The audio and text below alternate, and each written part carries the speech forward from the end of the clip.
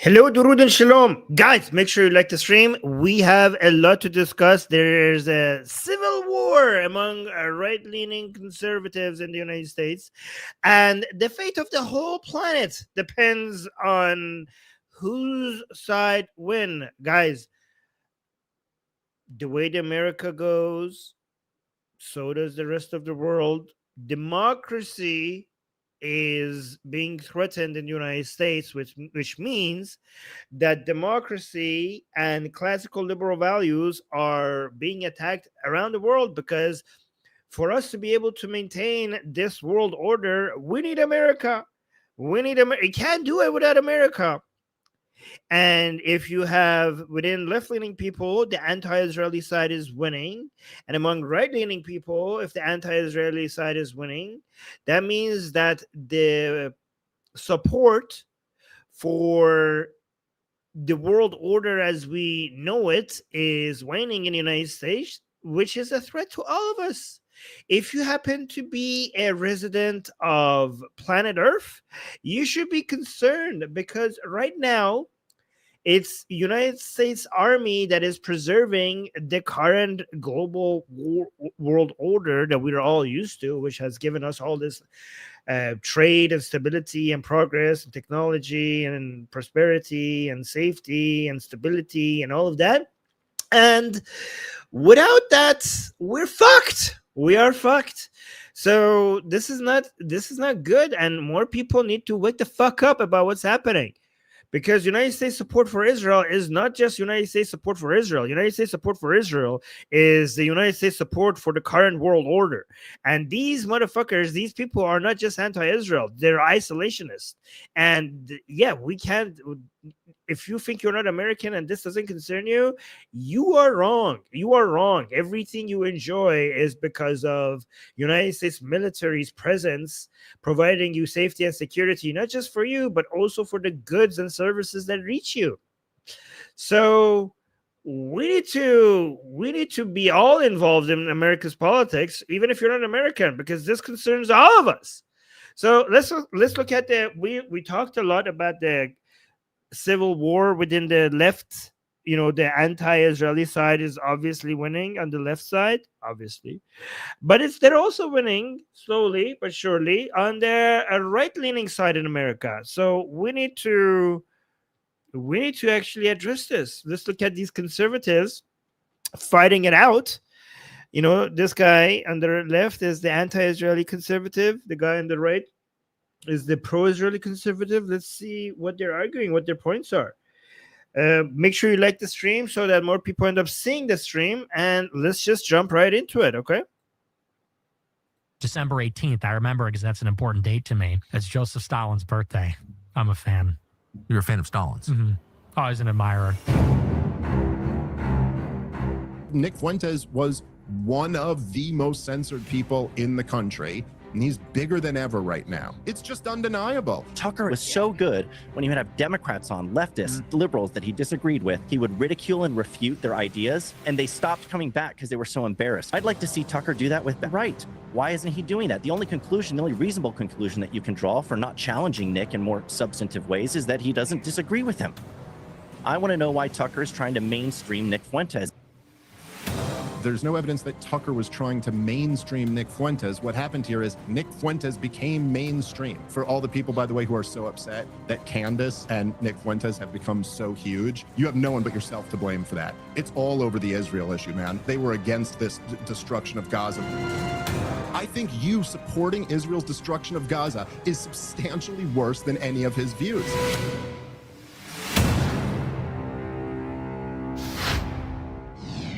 Benjamin Netanyahu's decision to order powerful strikes on Gaza has again thrown the ceasefire into doubt. This flare-up may pass, but the underlying issues remain. Wait, what the fuck? Did you just hear that? Benjamin Netanyahu's decision to order powerful strikes on Gaza has again thrown the ceasefire into doubt. You motherfucker. Oh my God. I'm trying not to swear. Is this man serious? Netanyahu is responding to Hamas violating the terms of their agreement. They are not returning the bodies of the hostages that have been caught, trying to cheat, passing on fake bodies. They have refused to disarm, and they have refused to let go of governing over Gaza. They have and they killed IDF soldiers, and then Israel responded. It was Hamas that violated. There is no ceasefire once they violated. Are you like, why is, oh my God, even this guy, Piers Morgan, is also blaming Israel for violating the terms. Unfucking believable. Did you guys see the framing of this? This is insanity. Just blame the Jews. Always the Jews. It's always the Jews. Flare-up may pass, but the underlying issues remain the same. Anger on one side that Hamas is still at large, anger on the other that Israel can effectively switch to missiles on or off, currently with the backing of the United States. It all feels depressingly familiar.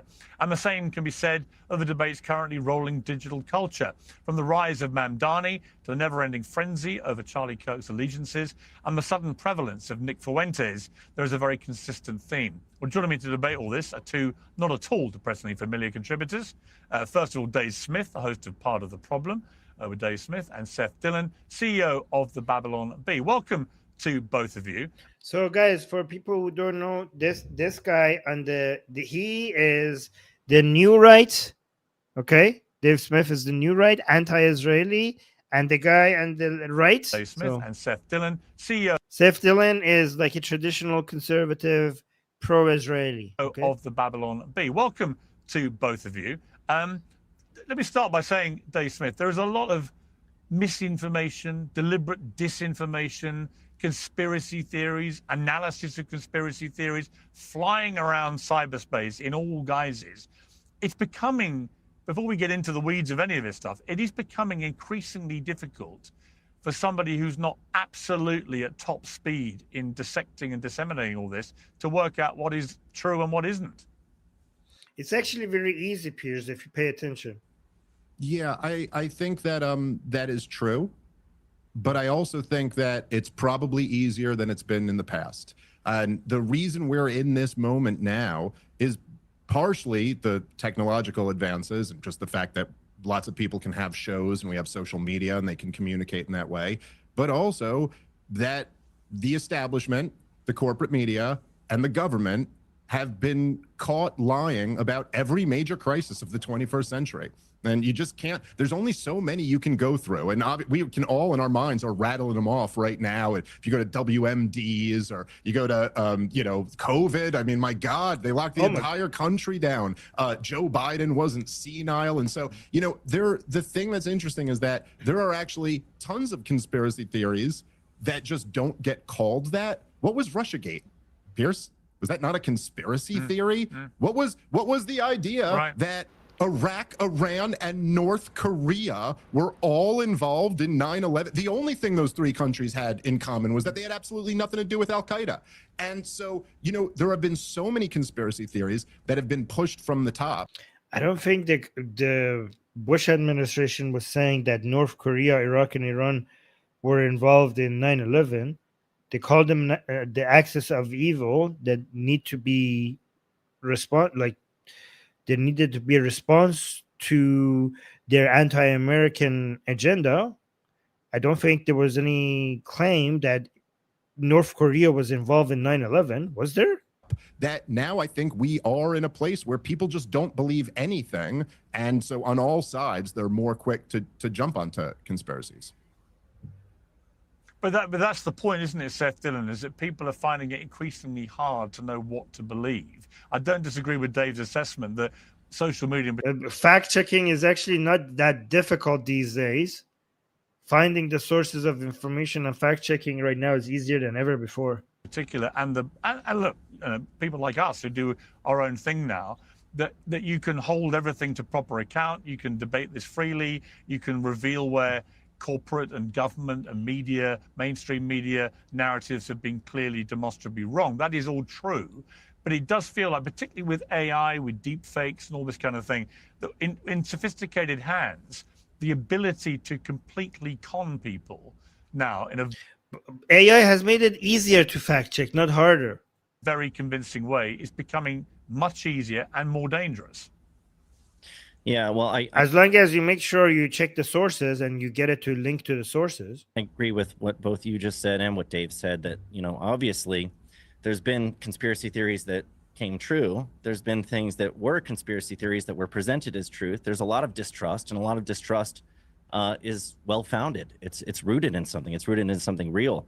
One of the reasons I've been such a strong proponent of free speech is so that we actually have the freedom to push back on false narratives, things that we shouldn't believe, things that aren't true, things that aren't well-founded. We need the freedom to actually hash these things out and have a conversation, have a debate about them. I think debate is the best way to get to the truth. I do think, though, which, you know, this may be somebody in the chat is saying nobody ever said that North Korea was related to 9/11. Dave is a clown. Yeah, and Piers doesn't even call him out on that. Piers are like, what are you talking about? That was never, like, you're making shit up to just act like the government has been wrong about everything and they're always lying. That's just straw man. Like, he's just making stuff. He's making up his own conspiracy theories to act like everything that we're ever told by the government is a lie. Point where me and Dave disagree, maybe not, is that, you know, a lot of people are exploiting the distrust to engage in a sort of kind of radical conspiracism where, you know, it's not really, some conspiracies are more reasonable than others. Some are just attempts to try to find any dots that you can find that might possibly be connected in some way in order to vilify somebody that you don't like and reach some kind of predetermined conclusion. We're using a reasoning method that's kind of like the What about Dave's conspiracy theories regarding Israel behind the scenes manipulating U.S. politicians to control American politics? Is that not a conspiracy theory that we should not believe? Verse of Occam's razor, where instead of like the simplest, most straightforward explanation is probably the best, we're going for, you know, whatever's the most convoluted and hardest to falsify and that casts your enemies in the worst possible light. That's what we're going with as the truth. I think that's a very cynical play. I think it's very dishonest. And so there is a sense in which the conspiratorial stuff, which has some legitimacy to it in some cases, has been overdone and exploited. Yeah, I don't disagree with that at all. You know, a good example actually is I had a bit of a falling out with Elon Musk a year or so ago about Alex Jones. And his initial position about Jones was that his deliberate defamation of the Sandy Hook families and the subsequent award of $1 billion against him, that his trampling on the graves of children, as Elon put it himself, disqualified him from having an active account on X because he would just continue to make hundreds of millions of dollars by pouring fuel onto the pain of these families. And I agreed. And then he reversed that decision and let Alex Jones come back. And, you know, whatever people think about free speech, to me, if you've got $1 billion defamation, Dave Smith, against you for doing it the way that he did to those families, where they proved in the court case that he made hundreds of millions of dollars almost every time he went on a tear about this being staged and set up and they were actors and no kids got killed and so on. You know, I just think there have to be some limits, don't there? I mean, otherwise... Okay, censorship on social media is not about free speech. You guys don't understand these concepts. When we're talking about free speech, we're talking about government involvement, government limiting our expression, not if private companies, I mean, I don't support it, but I'm talking private companies deciding who gets to have an account or not is not a violation of our free speech. The First Amendment, none of it means anything. First Amendment, the First Amendment doesn't say that Twitter or Facebook has to allow an account to exist or has to remove an account. The First Amendment is about the limitations of the government when it comes to reducing people's free speech, not private companies. Get these ideas right before you talk about them. Well, I mean, you know, to your point about Elon Musk, yeah, he said that and then he went back on it and he never exactly made it clear why he had changed his mind from that. Right. He also said at one point at the beginning that everybody would be reinstated. Nobody would be banned from Twitter except for people violating the law. But yet there still were several people who were banned who weren't let back on, or people who were shadow banned. So there has been a little bit of a convoluted message there. That being said, there's really no question that the censorship of the previous Twitter regime was much, much worse. than this one. And so on net, I think we've had more protection of free speech. So I'm not really making it my thing to criticize him for that, but it's a fair enough point. You know, with the Alex Jones thing, I think he was very wrong for what he did with Sandy Hook. I think he's acknowledged and apologized for that. I also do think that waving that settlement around isn't quite as good evidence as you might think, because that was kind of crazy and unprecedented. And it did certainly. So if it's crazy and unprecedented, why shouldn't we use it against them? Certainly seemed like the Sandy Hook thing was used to take Alex Jones out. And what concerned me a lot more than, look, there are wild conspiracy theories. I more or less agree with Seth there, and I certainly agree with his spirit that debate is the antidote to this. I mean, this is why I feel an obligation. You know, I go on a lot of big shows and I say, I think it's like this, it's not like this. And I feel an obligation that I got to back that up then. And so I do a lot of debates on all the topics that I talk about. So I agree with that. But just talking about the Alex Jones situation, the reason why I don't think he should be kicked off these platforms, or I should say this, I'm much less concerned about a guy spouting conspiracy theories than I am about iTunes, YouTube, Facebook, Twitter, all these organizations all colluding together to essentially unperson somebody, which is what they did with Alex Jones. And I don't buy that it was really over the Sandy Hook thing. It was years later. They just kind of used that because it was the best example that would kind of be indefensible to most people, which it is. But that actually concerns me a lot more. The idea of like these few companies. It doesn't work anyways. Whenever you try to do that, they get more famous. Everybody wants to know who the person is that everybody is trying to censor. I mean, look at Nick Fuentes. He's now bigger than ever, even though he was deplatformed from everywhere. Who essentially control the public square and have been caught being in bed with the federal government, that they can decide who has a voice and who doesn't. I think that is a real threat to a free open. Was the federal government involved with removing Alex Jones? Like, is there any evidence for that? I mean, if there was, then I'm against it as well. In society. That would make it a violation of free speech if the government was involved. Well, the biggest example of that, Seth, was, of course, Donald Trump, who was banned by almost every social media platform. But most of those platforms continue to allow accounts by the Ayatollah of Iran, Vladimir Putin, President Xi, and others. And it was like a preposterous double standard where the leader of the free world. So, guys, here these right-leaning conservatives, they're agreeing on these things, which is actually very telling, because when you get to Israel, you see basically they start fighting each other on Israel. And this actually is telling, because that the Israel topic was tearing them apart, both the left and the right. And you can see how much in agreement they are when the topic is about anything else. Was the one who got censored. Oh, the ad. No ads, no ads. These are and support. Stop.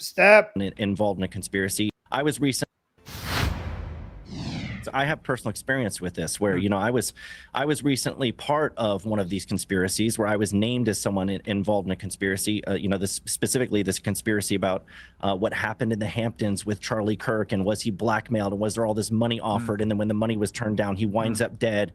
My name was brought up over and over and over again as being in the room and being part of those discussions and being involved in blackmailing Charlie Kirk. And I'm literally receiving death threats as a result of that. I had somebody who was just arrested recently out in Houston, Texas, who was threatening to kill me because they believe that I played a role in Charlie Kirk's murder. And so, I have personal experience with defamation and conspiracies targeted at somebody to make them out to be a villain. But I still don't want to see the people, I still want to see free discourse. I want people to have the right to be wrong. In the case of defamation, individuals have recourse where they can file suit if they want to and claim that they were defamed and say, these are false statements, they were made with malice. You can make those claims. I don't think that because someone has done that, that you should take away their right to speak altogether. I don't think that censorship is the answer. Being anti-censorship, it's good to be anti-censorship, but you should call it the right thing. Even though censorship is bad, it's often not a violation of your free speech. I'm against it, but unless the government is involved, it's not a violation of your free speech for you to be censored. Again, I'm not endorsing it, but you should call it the right thing. Is recourse for individuals in those cases.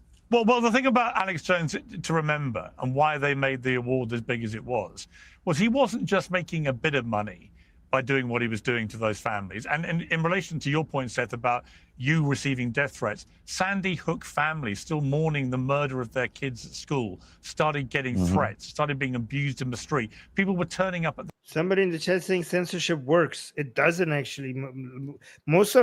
Many of the most famous people on the right are people who got famous because there was an attempt to censor them. the graveside urinating on tombstones of their children, right? It was despicable, and it was being done quite deliberately. Alex Jones's campaign here, because they showed in court he was literally making hundreds of millions of dollars. Every time he talked about this on air, they saw the spike of the revenue pouring into him. So that's why they made the award as big as it was. And I you know, to me, where it's an interesting thing, where is the line about who you platform? For example, there are the free speech purists who say everyone should be platformed. You know, I put it this way: I've never had Nick Fuentes on. Okay, actually, free speech means that who gets platform depends on the owner of the platform. Okay, because free speech means that somebody who owns a platform, because they own the platform, they should not be forced to platform somebody because it's their right to choose who they want to platform. So, in fact, platforming everybody, saying you must platform everyone, is a violation of the freedom of expression of the platform owner. It's my fucking platform. I get to decide. Tucker Carlson just did a one-on-one with Nick Fuentes. It's been very controversial.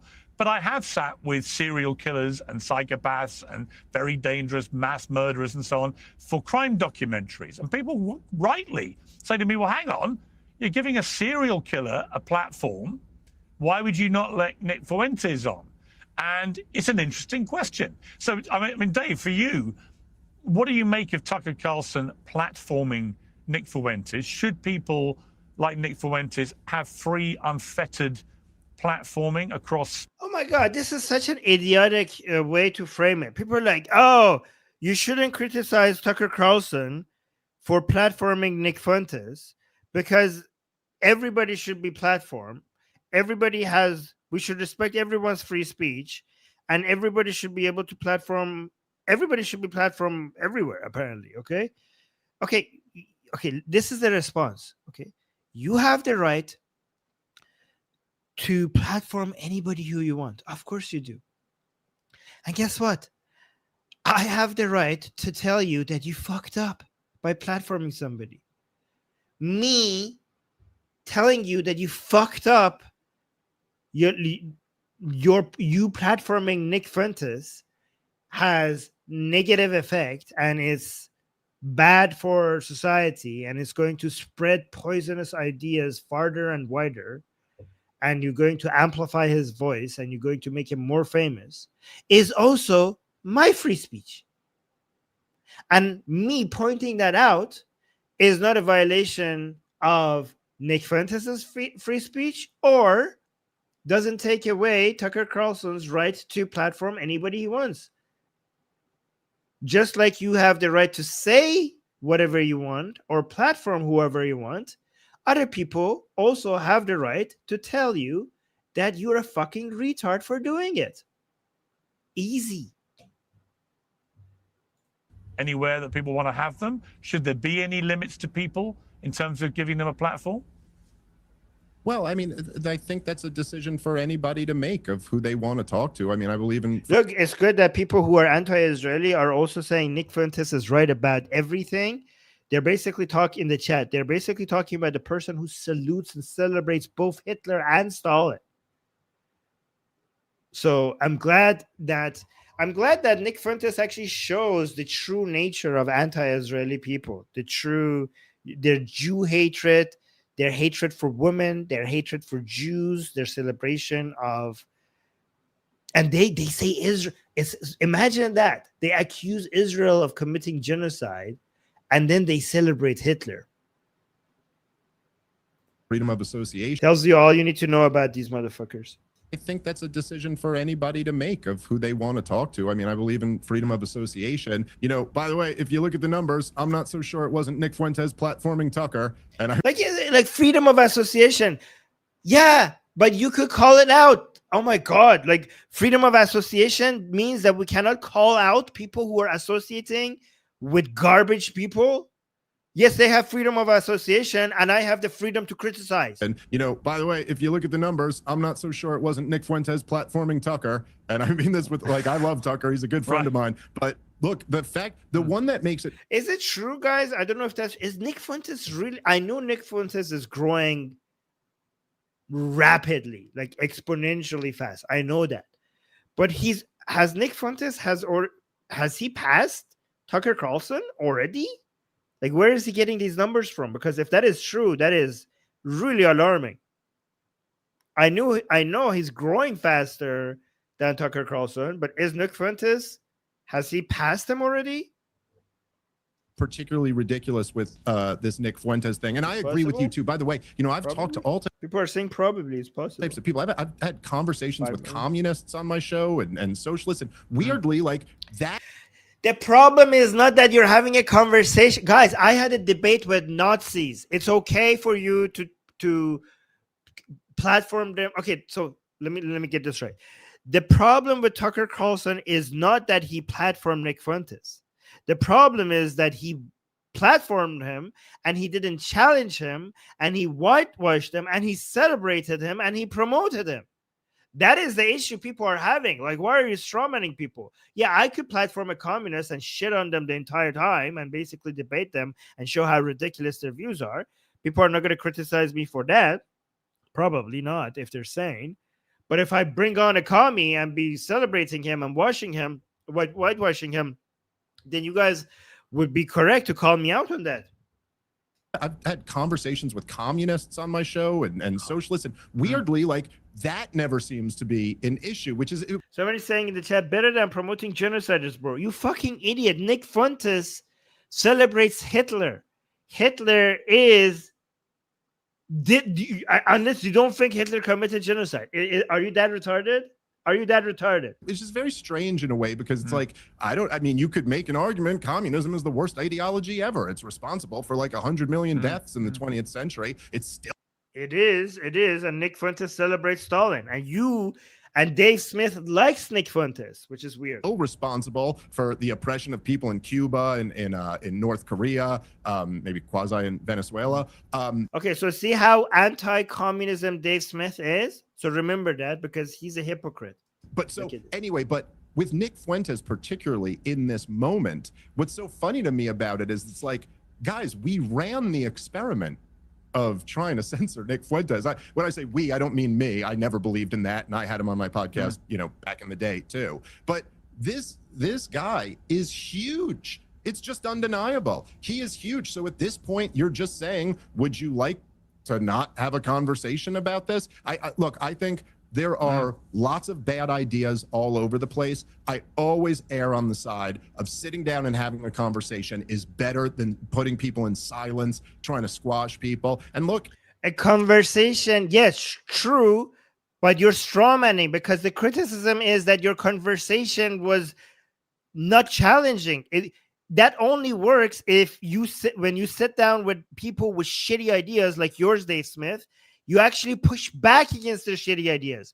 If you're just basically jerking each other off with your shitty ideas, then what's the point? You're just basically promoting shitty ideas. That only works if when you're platforming somebody with a shitty idea, you actually challenge them, which Tucker didn't. Nick Fuentes was one of the most censored people in the country. Oh, guys, somebody is saying trash Zayo channel.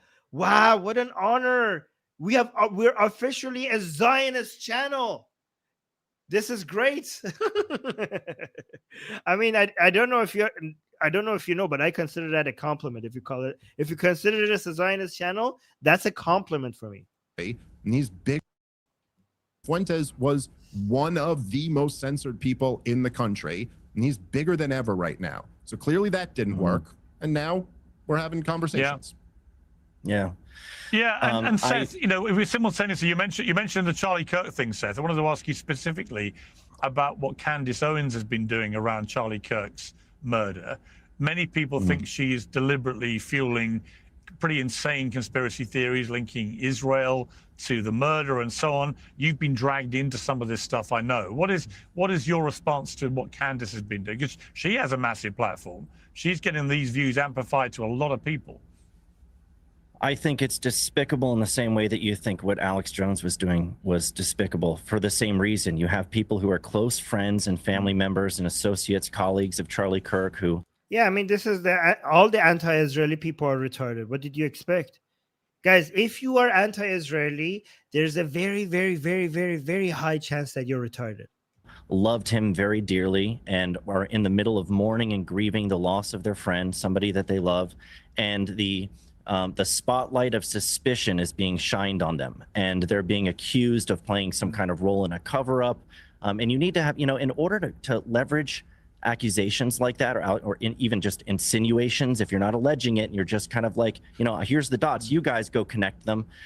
You have to have some evidence. You have to have some reason for thinking that's the case, not just that you feel it. We know we don't know, but we know that we know, is something that she said. It's just, you can't go by your gut feelings. You can't go to what your dreams and what your dreams told you, and then go down this dark path of trying to vilify and smear people who had nothing but love for Charlie and would have, some of them I know very personally. Frank Turek was there standing by Charlie's side. He's been caught up in some of this stuff, and he's been in the crosshairs of Candace just recently. And he would have put himself between that bullet and Charlie if he could have. He loved Charlie like a son.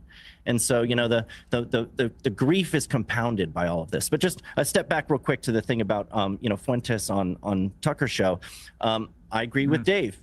Maybe you're surprised that we agree on so much, but I agree with Dave about Tucker having every right to talk to whoever he wants to. I also agree that when you censor people and you try to suppress their voices, in many cases, you only make them louder. I mean, look what happened with the Babylon Bee. I think we're more popular today than ever. We have a bigger following than ever because there were all these efforts to censor and suppress our voice. Yeah, if you want to censor somebody, you better do it the China way, or better even the North Korea way. Because I'm not saying you should, that's not a good idea. I'm against that. But if you fail to censor somebody completely and utterly make them disappear completely, then they're going to come back, and they're going to come back stronger. So censorship only works if you manage to completely censor somebody. If you do a half-assed job, it's just going to make them bigger. Fired pretty spectacularly. Yeah. Drag the bad ideas out into the sunlight, engage with them, confront them. And this is my criticism of the interview with Nick Fuentes, is that there wasn't confrontation. Nick has said terrible things. Nick has said things like, he wants to, when we get into power, all these atheists and these heretics and these perfidious Jews, they deserve the death penalty. They need to be executed. He's glorified Hitler and said that he's really cool, really effing cool, actually. He's in his... And Stalin, he loves Stalin, which you right-leaning people should hate that even more. I mean, guys, I think Stalin was worse than Hitler. Okay? I mean, Hitler was fucking horrible. Okay? But I think Stalin was worse. I think Mao was worse. What do you guys think? Am I too far? Do you guys agree with me that Stalin and Mao were worse than Hitler? Because I think they were. In the conversation with Tucker, he talked about his admiration for Stalin, who's responsible for tens of millions of... Yeah, Green Nick is saying, yes, Stalin was much worse. Yes, I think so. In the conversation with Tucker, he talked about his admiration for Stalin, who's responsible for tens of millions of deaths. And so, to gloss over all of that, to not challenge it and confront it. Tucker is so good. He was so good when he had what a mature response, actually. Somebody said, I haven't done enough research. Oh my God. Who are you? That's amazing. I don't hear that often. Somebody is not sure and they said, I haven't done enough research. I love you, whoever you are. Holy shit, this is great. Like you didn't give an... Oh my God, guys, we need to celebrate this person. Where did you go? Oh, this guy. You're my hero, whoever you are. That's fantastic. Look at this, guys. We should celebrate skepticism and lack of certainty whenever we see it. Okay. That's it. Saying hello, thanks. Okay. That's really good, man. That's very mature. I'll try to be more like you. Democrats on, left to not challenge it and confront it. Tucker is so good. He was so good when he would have Democrats on, leftists, liberals that he disagreed with. He would mock them. He'd make them look foolish. He would ridicule and refute their ideas. And they stopped coming back because they were so embarrassed because he made them look so foolish. I'd like to see Tucker do that with bad ideas on the right. Why isn't he doing that? The only conclusion, the only because he agrees with them. Because he agrees with Nick Fuentes, but he doesn't have the balls to say them. He doesn't have the balls to say the things that Nick Fuentes is saying, so he invites Nick Fuentes to say it for him. That's the reason why he doesn't challenge him, because they don't disagree. I'd like to see Tucker do that with bad ideas on the right. Why isn't he doing that? The only conclusion, the only reasonable conclusion that you can draw for not challenging Nick in more substantive ways is that he doesn't disagree with him. Oh, there we go. Yes, exactly. I shouldn't have interrupted him. He said it himself. Right. Right. I mean, I've had a few big toe-to-toes with Tucker, and he is, he's normally comes at you like a firecracker. And what was noticeable about the Fuentes one was he had a very different tone with him. And, like you say, Seth, you can take that as tacit agreement with what Fuentes is saying. If you don't vigorously take it on. I think he disagreed with him on the Stalin take. Like, I think when Nick Fuentes said that he loves Stalin, I think Tucker Carlson was clearly shocked, and but he said, like, we will circle back to this, and he never did. I think the reason why he was shocked is because he was trying to basically whitewash Nick Fuentes, and that was not what he wanted to hear. But he basically ignored it, and he didn't challenge him on that. Challenge it in the moment. Yeah, well, Dave, what Nick is trying to do is become more mainstream. Sorry, Nick is trying to become more mainstream. Right. He's moderating a little bit. He's trying to distinguish himself from people who are further right than he is, and Tucker's helping him with that. Why? You want to ask that? He doesn't need to. He doesn't need to tone it down. The people are already becoming more and more radical. In fact, I saw right after his interview with Tucker Carlson, he came out and he says that he disagrees with Tucker Carlson, and it is Jewry, like Jews as a whole, not just Israel, that we should blame. Like, he basically doubled down on his radicalism, because that's what's selling, guys. You don't need to, if you are a far left or far right, unless you are in a campaign mode, you don't need to tone it down, because there's a lot of demand for both of them, for both the far left and far right. Like, it sells right now, especially Jew hatred sells right now. I mean, look at even our chat. Look at the Jew haters in our chat. If I come out, like, it's the fastest way to grow your following. From people who are further right than he is, and Tucker's helping him with that. Why? You want to ask that question. If we're asking questions, just asking questions, I want to know why Tucker is trying to mainstream Nick Fuentes instead of saying, look, you have radical, terrible ideas that have no part in the conservative movement. You're collectivist in your ideology. You're racist. You're bigoted in terrible ways. You've said horrible, disgusting things. I don't want you in my movement. Why isn't that Tucker's posture towards someone like Nick Fuentes? Yeah. Okay, Today's show sponsor. Add. Let's move on past this ad. Ridiculous and kind of sloppy. And tell them that we sent you. First of all, I think this is like ridiculous and kind of sloppy thinking at a certain point. Just to be clear again, there's no evidence that Tucker was trying to mainstream Nick Fuentes. What happened here is Nick Fuentes became mainstream. Like, that's just... It doesn't matter what his intentions were. I mean, it does, actually. He was whitewashing him. He was promoting him. So, okay, so Dave Smith, like, is being pedantic. So, like, he was already mainstream. First of all, he wasn't. More people on the right knew Tucker. I think they knew Tucker Carlson more than they know Nick Fuentes. So you're wrong about that. But he is becoming mainstream. Second of all, the main point was that he was promoting him. Whether or not Tucker Carlson, Nick Fuentes is already mainstream or not, is being pedantic. Like, what a thing to criticize. Like, the point is they're criticizing Tucker Carlson for promoting Nick Fuentes and whitewashing him and not challenging him. And Dave Smith is like, oh, but he was already mainstream. Who the fuck cares? Address the main criticism. The main criticism is that why the fuck was he not pushing back against his support for Hitler, his support for Stalin, his racism against the Jews, his promotion of raping women, and so many other things, so many other fucking bullshit Yep. Mainstream Nick Fuentes. What happened here is Nick Fuentes became mainstream. Somebody chat saying, is this guy Israeli? Look at my flag. Look at my flag. I'm Iranian. I put this flag for you guys to know where I'm from. Somebody saying Armin Navabi is a demon. Maybe I should put a flag of the hell here. Does hell have a flag? Armin Navabi is a demon. So I'm from, yeah, maybe I shouldn't have a flag. Like, that's just the reality. And anybody can look at this. Like, this is just looking at numbers. It's not like an opinion. He's about as big as anybody in this world right now. Oh, so, wait. Somebody in the chat saying Armin is a disgrace for Iranians. Oh, buddy, you have no idea how much pro-Israeli attitudes are growing in Iran. We are the most pro-Israeli nation in the Middle East.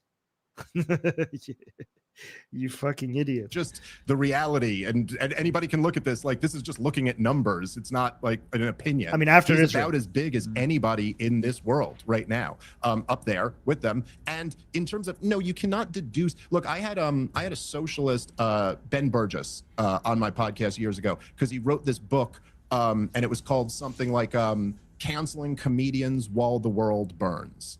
And the book was about how there's all these left-wingers who were caught up in cancel culture at the time, canceling Louis C.K. and all these guys. Look, we still don't have universal health care or universal, all this stuff. And I just interviewed him about the book because I thought it was a really interesting topic. And I didn't argue with him, but you can't deduce from that I believe in socialism. And in fact, what Tucker did on the show. You fucking idiot, because if you challenge a socialist, if you bring a socialist on your show, if you don't challenge him on his fucking shitty socialist perspective, then fuck you.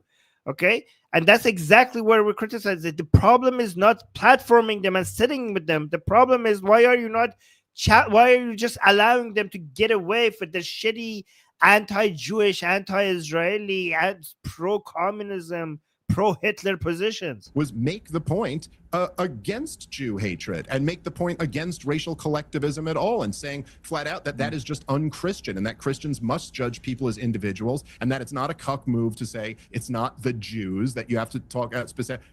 Okay, so yeah, on that point, maybe they disagreed, but they don't that much, because Tucker Carlson constantly blames the entire Jews for all sorts of conspiracies, like even for killing Charlie Kirk. He just says it. He just says it in a way that is not as direct as Nick Fuentes. But even if I give you that, even if I accept that Tucker Carlson is not against all Jews, he's like, he has some token Jews as a way to say, like, oh, some of my best friends are Jews, just like the Nazis did, right? But it's fine. Let's just say that he doesn't generalize as much as Nick Fuentes does, okay? The point is that even if he disagreed with Nick Fuentes on that, he didn't push against Nick Fuentes on his celebration of Hitler, on his celebration of Stalin, on his promotion of raping women. He didn't push back on any of that. So how about that?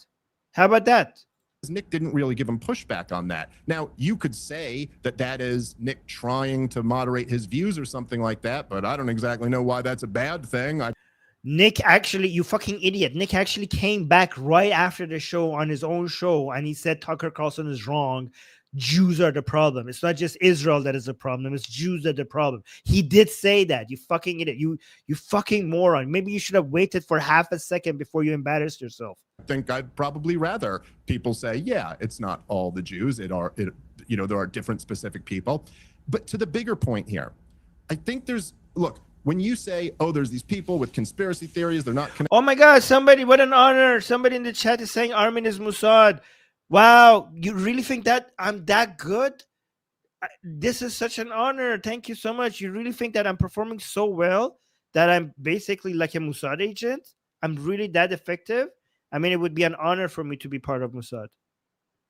Connecting dots. Again, yes, that's true. It's also prevalent everywhere. Every single day, Mark Levin gets on Twitter and tweets Tucker Carlson. That's what he calls them every single day. What is that other than a ridiculous conspiracy? There's never been a shred of evidence. Laura Loomer, the most disingenuous person on the internet, once produced a document that said that a group in Qatar was trying to facilitate an interview with Tucker Carlson. You know what? That actually is worse. I don't know if Tucker Carlson is getting paid by Qatar or not, But honestly, if he's not, that's worse. You're telling me that he's this retarded in his support for Qatar and he's not even getting paid for it? That's not a really good defense of. I don't know if Tucker Carlson is getting paid by Qataris or not. I don't know, but it would be more understandable if he was. If he's not, then that's worse. You're saying that he's basically taking all of these retarded positions for free? Wow. Okay. Qatari leader. There's no evidence that Tucker Carlson, the man in his 50s with tons of money, started going on the payroll of Qatar. This stuff is everywhere. And, I would just say that when you say, hey, there are certain views, like I find Alex Jones' view on Sandy Hook disgusting. I find Nick Fuentes' views on race disgusting or something like that. Okay, look, if I'm being completely honest, I find your views on Gaza disgusting. But whatever, man, let's still sit down and talk about it because... Yeah, but you should push back against it. Somebody just said 7,000 peanuts. Okay, you know what? I like peanuts. I like peanuts. I'll take it. I don't know if I could take 7,000 though.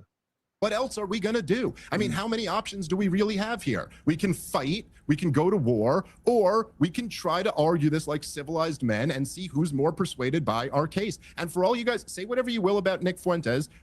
I've known him over the years. I don't know him super well, but is Dave Smith a fan of Nick Fuentes? Wow, guys, this Dave Smith is supposed to be the most sane of the anti-Israeli people. Is he really going to celebrate somebody who loves Hitler, who celebrates Hitler? Is he going to say something positive? Does he like Nick Fuentes? Would that not be very telling if the most rational, so-called most rational of all the anti-Israeli people also loves somebody who loves Hitler? Would it not be an I told you so moment for the rest of us? That these motherfuckers just hate. Oh my God. And it's interesting because Dave Smith is saying that as a Jew. And let me tell you something. Dave Smith is a Jew-hating Jew. Okay? He's a Jew-hating Jew. And they use the fact that they're Jewish as a way to silence you every single time. Like, oh, you guys are speaking against the interests of Jews. This is against Jews. Like, but I'm a Jew. I don't give a fuck. This is still anti-Jewish. You could be Jewish and anti-Jewish at the same time. I do know him. Fuentes, I've known him over the years. I don't know him super well, but I do know him. And full disclosure, I got to admit, I kind of like him. I disagree with him on a lot. I kind of like him. Guys, and I disagree with him on some things. Could you let me know in the chat? Are you capable of liking somebody who loves Hitler? Somebody's saying, damn, you're stupid, Armin. Well, you can't even spell your. So I'm being called stupid by somebody who cannot spell.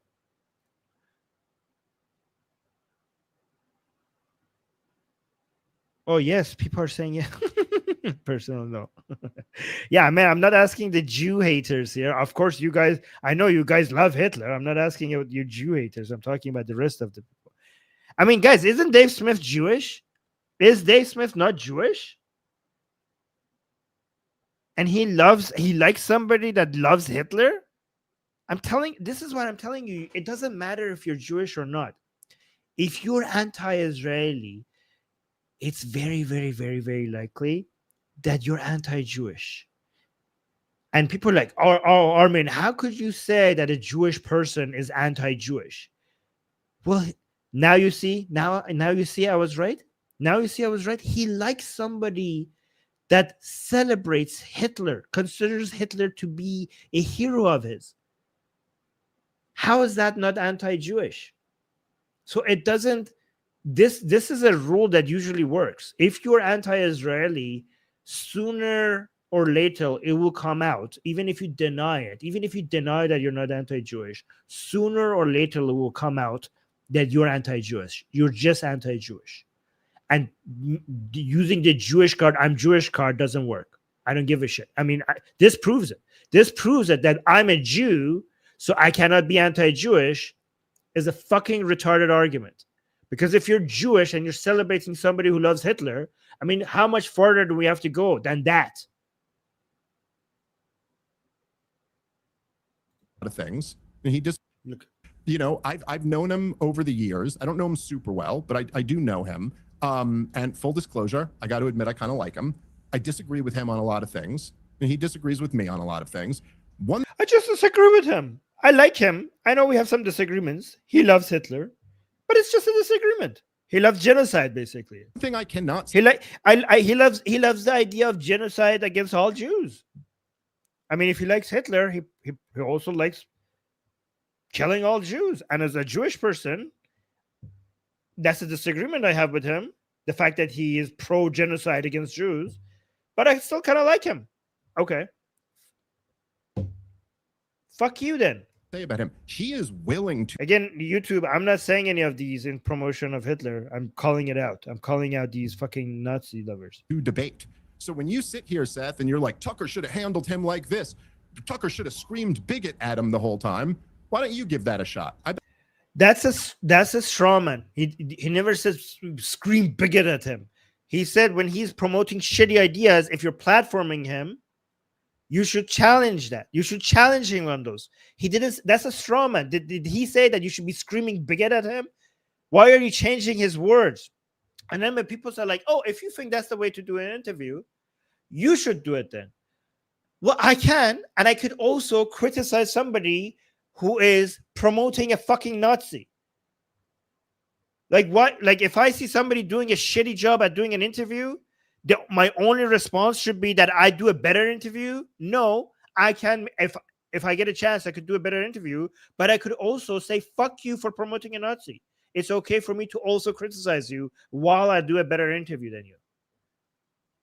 Yeah, thank you so much for the super chat saying we have a name for people like him. What is this word? Judenrat? Judenrat. Is that how you pronounce it? What does that mean? But thank you so much. I try to remember that. Oh, we got another super sticker from somebody else. Simon Ben David. Thank you so much. Appreciate that, guys. Thank you. Means traitor? Okay, means traitor. Bet he'd do it. Give it a shot. See how that goes. See who can persuade more people. Well, I actually don't think that's a very effective way of dealing with anyone's ideas. Yeah, it is not. It's not like it's not when you're talking to them and challenging them on their shitty ideas. You're like, look at your other side is saying when you're platforming somebody with shitty ideas, challenge them. And like, well, I don't think you should be shouting bigot at them. Oh yeah, I don't think you should do that either. It's a good thing that I never fucking said that, you fucking moron. Why are you changing what I said? This man should stand up for himself. Also, Piers Morgan, do you want to say to Dave Smith right now, how the fuck, how as a Jew, how the fuck could you like somebody who loves Hitler? Piers Morgan, are you going to say something about that? All right. Well, no, apparently not. Apparently not. Apparently, Piers Morgan is just going to let a Jew say that I like Nick Fuentes, a Hitler-loving white supremacist, and this coming from a Jew, and Piers Morgan is just going to let that slide. I mean, things there. First, yeah, Nick is becoming more mainstream, and the question is whether or not that's a good thing. You know, I would argue that it's a bad thing that Nick is becoming more mainstream, and that any roadblocks you can put in his path, I think gatekeeping is a good thing. I think it's what keeps movements healthy. It's you keep the rot out, you keep the bad ideas at bay. You know, and I think that Tucker has a moral responsibility to do that in a position that he's in. So I would disagree with you that, you know, it's just fine that Nick is becoming. You may like Nick Fuentes. I think his ideas are absolutely terrible. I don't want to see them adopted, and I certainly don't believe that he's being honest when he tries to moderate and present himself as more reasonable than he is. I think that's a ploy. I think it's a game that he's playing, and to act like that's a good thing. No, it's actually a really bad thing that we're letting him get away with that instead of challenging that. You have to actually hold his feet to the fire and say, these are the things that you've actually said. Do you stand by them or not? Tucker wasn't willing to do that. So I think that's very problematic. Okay, but again, so I'm not exactly clear, because before you said he should be having this conversation. Now you're saying he has an obligation to gatekeep and he shouldn't be having this conversation. I mean, look, the way I look at it is no, the like gatekeeping this. is done with the conversation. The conversation is the gatekeeping. Right. The conversation is saying, okay, look, these your ideas are bad. But look, yeah, but I think your ideas are bad. So you. Yeah, okay. So challenge his ideas. Something that Tucker didn't. You know your what? ideas You are don't bad. Get, but look, yeah, but I think your ideas are bad. So you don't get to dictate how everybody else has conversations. Sorry, you don't have that authority over other. You fucking retard. He doesn't need authority. He just has to dictate, to tell them, to force them what to do. He only needs enough authority to be able to criticize other people. Like, oh, sorry, you don't have the authority to dictate how other people do their interviews. He has enough authority to criticize the way they're doing their interview. Does he not? Does he not have that? And you're like, I'm sorry, I think you have bad ideas. Okay, challenge him. Challenge him on the ideas that you think is bad. Exactly what he wanted Tucker to do. And exactly what you do. Dave, with your shitty anti-Israeli views, when somebody sits in front of you and they support Israel, you don't sit silent, you challenge them.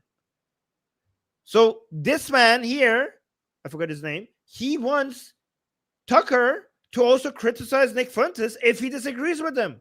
And like, you don't get to do that. You don't get to dictate what others do. He doesn't have to dictate them. He gets to criticize other people. He is free to criticize other people. That's his right to criticize other people. That's not dictating. That is just giving your opinion. Oh my fucking God. So you don't get to dictate how everybody else has conversations. Sorry. It's not dictating. It's called giving my opinion about other people's shitty interview tactics. You don't have that authority over other people. You have enough authority to give your own opinion. So you don't get to do it. Yeah, but I'm not claiming it. Yes, you can. You can. You have the authority to. Right. You see how he changed it? You see, guys, you saw how Dave Smith changed it? Like when I say, if you say something shitty, and I say like that was a shitty thing to say, and then you come, well, I wanted to say that, and you don't have the authority to tell me what to say. Like, I do have the authority to give my opinion about your shitty opinion, you fucking idiot. Oh my God. Yabs is saying Jew Durant is a Jew who is a Nazi collaborator who works for the SS. Oh, like also the people, like what about the people at the concentration camps who were managing other Jews and beating them with the stick and stuff? Was that a Jew Durant as well? Okay. Am I pronouncing it correctly? Right, but so you can. I'm not saying. Thank you. Tucker had no obligation.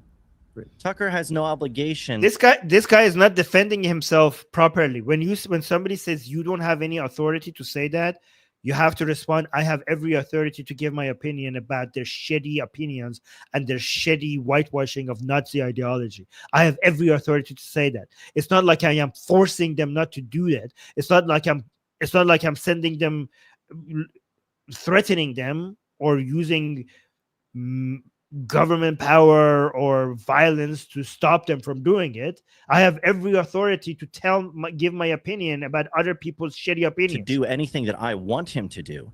I'm saying I believe there's a way things should be. I'm saying it shouldn't be the case that Nick should be mainstreamed. If I was in Tucker's shoes, I would have held his feet to the fire. I'm asking the question, why didn't he? I would like to know why he didn't. I think that we all have a moral obligation to push back on bad ideas. Now, you think my ideas are bad, so yeah, you're going to want to challenge them. Well, I think that it would have been a responsible thing and a good thing for the conservative movement if someone as prominent as Tucker, with as large of audiences he has, if he was standing in the way of Nick Fuentes becoming more mainstream. I think that would be a good thing for everybody. And I'm disappointed that it didn't come. Let me just. But he's free to do whatever he wants to do. Okay, I'm free to criticize him for not handling the interview the way that I think it. Okay, good. This guy actually does know how to defend himself. Again, his name is what is it? Okay, Seth Dillon. Should have been responsibly handled. I think it was extremely irresponsible. Okay.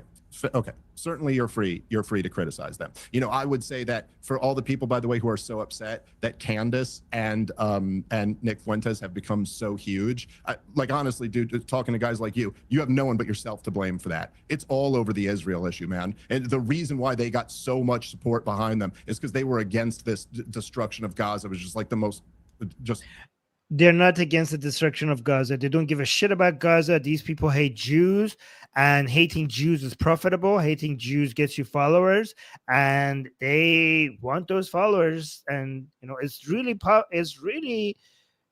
popular these days to be anti-Jewish. This has nothing, absolutely nothing with sympathizing with people in Gaza. These people give zero shits about the people in Gaza.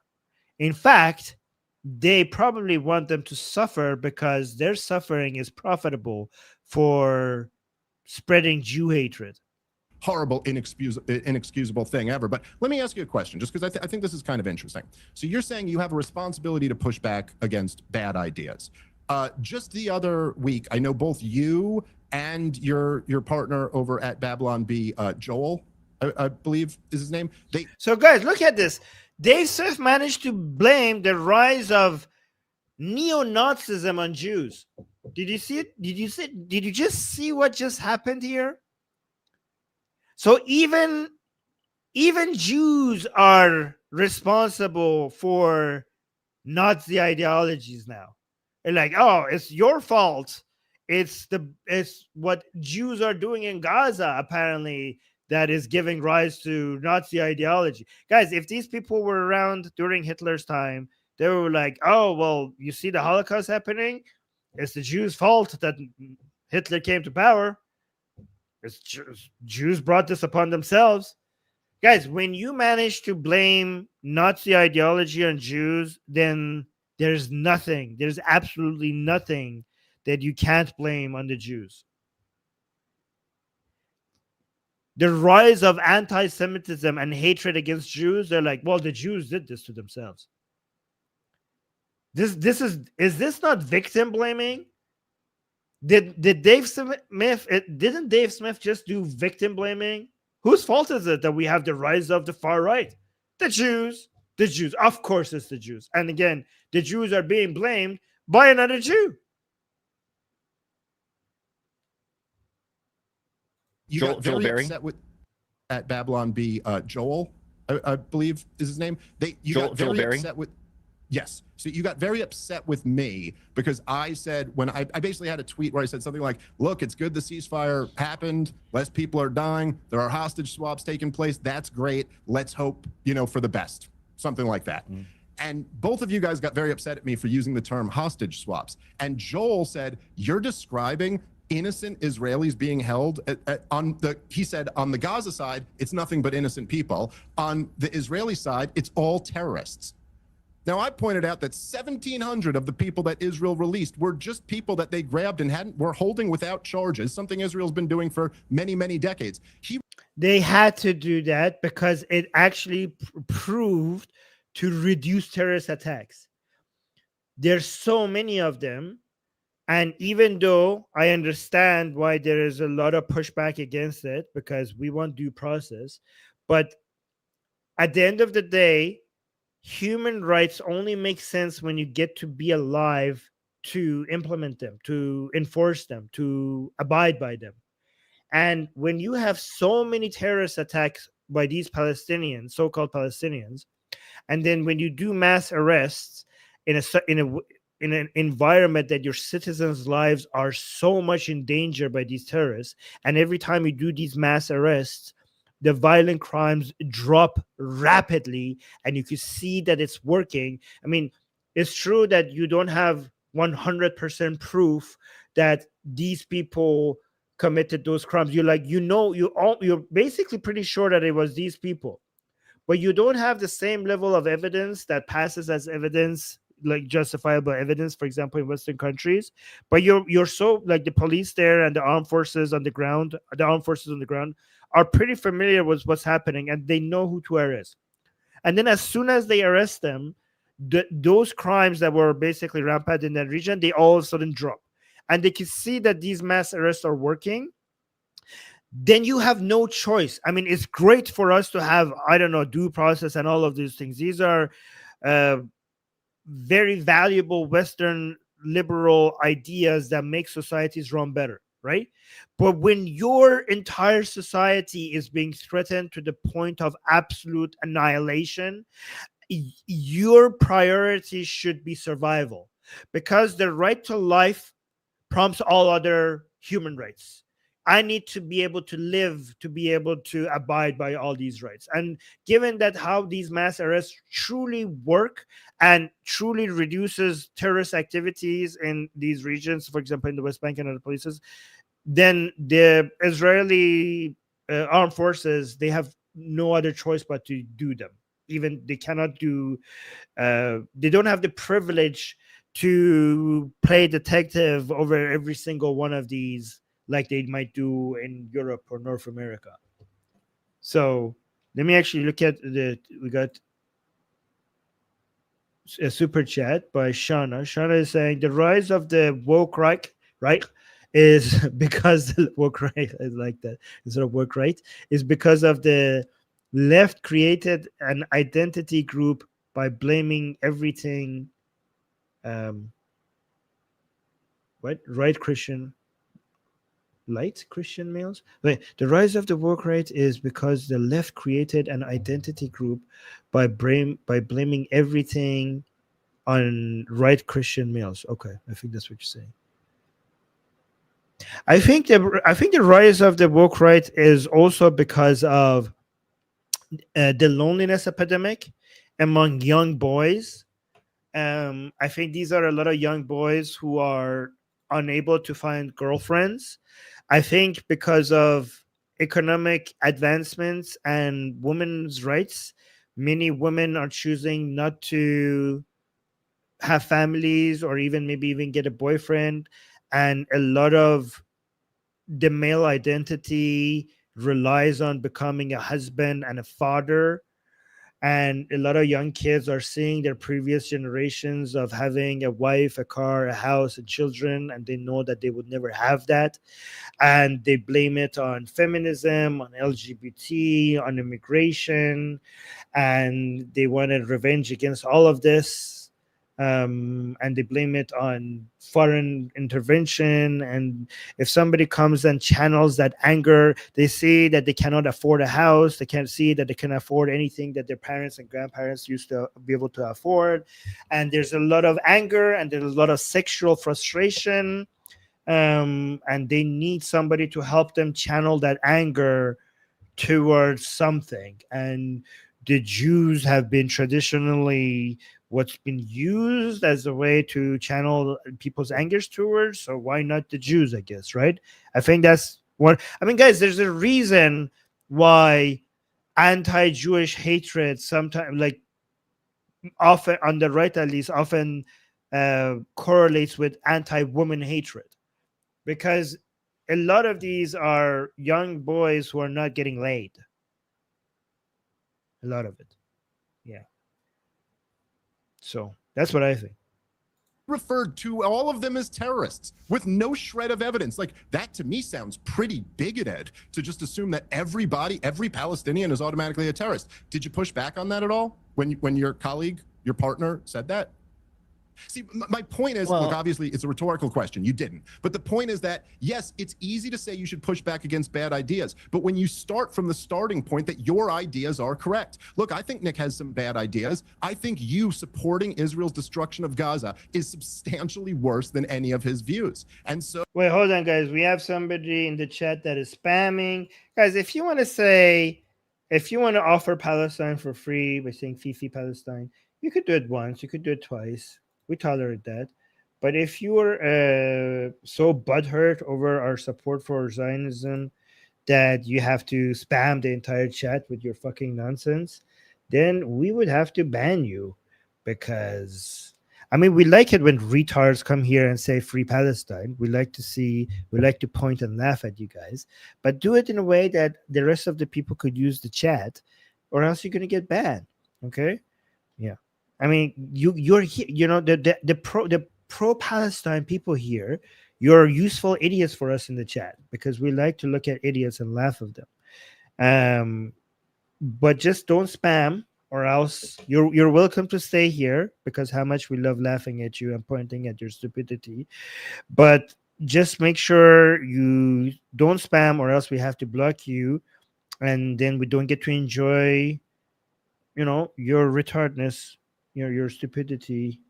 You're a source of our entertainment, so we don't want to ban you, but we would have to ban you if you spam the chat. Oh, him and Tucker Okay. had a falling out. This was them coming back I together. support the right of Israel to defend itself against terrorism, and they're at war with people who want to see them wiped off. Somebody's saying our word again, guys. Our word just means stupid. Okay, obviously I'm not talking. You know what it means. Obviously I'm not talking about people who are suffering from any form of mental disorder. You know what it means. You know what it means. Okay, we don't have to be this sensitive about words. Okay, if somebody using the R word is their intention is to make fun of mentally handicapped people, well, that's not good. But if you know it means that idiot or stupid, because then there's no word that is as powerful as that. There's no word that is as powerful as that. So I use it, okay? Because these people, I like to shit on them, and there's no more powerful way to shit on them than calling them a retard, okay? So don't get butthurt over me using the R word. Obviously, I'm not referring to mentally handicapped people, okay? Off the map. It's a great word. I agree. It's a great word. It's just so much. I tried not to use it for years, and then I realized there's no replacement. There's no other word that is as powerful Against terrorism, and they're at war with people who want to see them wiped off the map. I think there's a distinction between genocide, which I think is an inaccurate term for what's being done. Just warfare, the effort that's been made to try to reduce civilian casualties let's go back has been here. significant. Let's go back here a little bit because Dave Smith said a whole bunch of retarded shit that I need to respond to. Israel's destruction of Gaza is substantially worse than any of his views. And so, him and Tucker had a Israel's destruction of Gaza was self-defense, and they had every right to do it. In fact, if there's any criticism for Israel, is that they held back too much in Gaza. Israel's mistake in Gaza was that they held back. They should have gone in stronger and more aggressively right at the beginning. They should have. People would have blamed you anyways. People will call you. They would blame you for genocide or I don't know, ethnic cleansing or whatever retarded shit that they want to say. They would done that anyway. So I know you held back because of to try to reduce the world international pressure and condemnation, but that would have been there regardless. If you actually went in stronger and just basically destroyed all those motherfuckers right at the beginning, then at least it would be for a shorter period. falling out. This was them coming back together. I support the right of Israel to defend itself against terrorism, and they're at war with people who want to see them. Yeah, and the reason why Gaza was destroyed to this extent is because Hamas, Israel's enemy, was using the civilian infrastructure as a way to attack Israel, and Israel has no responsibility to not destroy the infrastructure that is being used against it. It's Hamas's fault that is using the civilian infrastructure. It's not Israel's fault. Israel has the responsibility to use anything that is being used against it. And wiped off the map. I think there's a distinction between, genocide, which I think is an inaccurate term for what's being done. Just warfare, the effort that's been made to try to reduce civilian casualties has been significant. There's standards that are applied to Israel that aren't applied to anybody else in these things. I would distinguish between the hostages that were taken on October 7th and the prisoners that Israel is holding. We can have that's not really the topic. Yeah, they're mostly criminals. I mean, there might be a few innocent people there, but they're mostly criminals, so they're not even comparable to the hostages that. So I like what we know about the so-called Palestinian prisoners that Israel took. What we know is that the attempt was not hostage taking. The attempt was to reduce crimes and save the Israeli civilians from harm. The other side take hostages as hostages. So you're completely right. Like this guy's friend was completely right to call them not comparable. And Dave Smith is a retard to consider both sides to be hostages. October 7th and the prisoners that Israel is holding. We can have that's not really the. Somebody saying he is not Iranian. میخواد بهت فارسی فوش بدم خار کسایی که بفهمی ایرانی هستن چی بگم بچه به اینا که بفهمن من ایرانی هستم. You guys are so butthurt that an Iranian is supporting Israel. Well, I got news for you. There's millions of us. There's millions of us, and we're growing. Iranians who support Israel are growing every single day, and there's nothing you could do about it. I know it hurts. But fuck you. Topic of this conversation, but we disagree about what the bad ideas are. Though. No, it's not, because what we're talking about is that we all have our own view of what the bad ideas are. We all have the freedom to engage in a discussion about that. That's what the free marketplace of ideas is. It's where the good and the bad clash, right? Where we both voice our own opinion about what that is and try to hash that out and try to arrive at the truth. Those are healthy conversations. I'm not calling for an end to any of those conversations. My criticism of Tucker Carlson, for example, is a contribution to the discussion, not an attempt to end the discussion. And I don't appreciate it being characterized as censorship by everybody who's saying that I'm calling for censorship. That's the last thing I'm calling for. No, I wasn't saying you're calling for censorship. Dave Smith. You told him that he has no authority to tell them how to do an interview, even though all he's doing is just giving his opinion. You fucking you understand what you did, and now you're taking it back because you were called out. Sean is saying Shapiro has done some good videos on the apparent right-wing war. Something to look at later. Oh, okay, interesting. Thank you, Shauna. That's a good thing to keep in mind. Guys, Shauna has some good tips on things to look out for. Just making the point. Sure, go ahead, Piers. Sorry. I was going to just say on this wider question of Israel, we've seen in the last couple of days a flare-up which has not ended the ceasefire, but it appears that Hamas, or they say it was a group they weren't in contact with when it happened, killed an IDF soldier, and Netanyahu responded with huge force, but has now stopped the bombing relatively quickly compared to what we've seen before, and the ceasefire remains intact. And you have the Qatari Prime Minister acting as a mediator as part of this process, saying that the fault lay initially with the Palestinian group, as he put it, who killed the IDF soldier. We're going to see these flare-ups, but do you believe that the overarching ceasefire can actually succeed here? And what does the... No, there was never a ceasefire.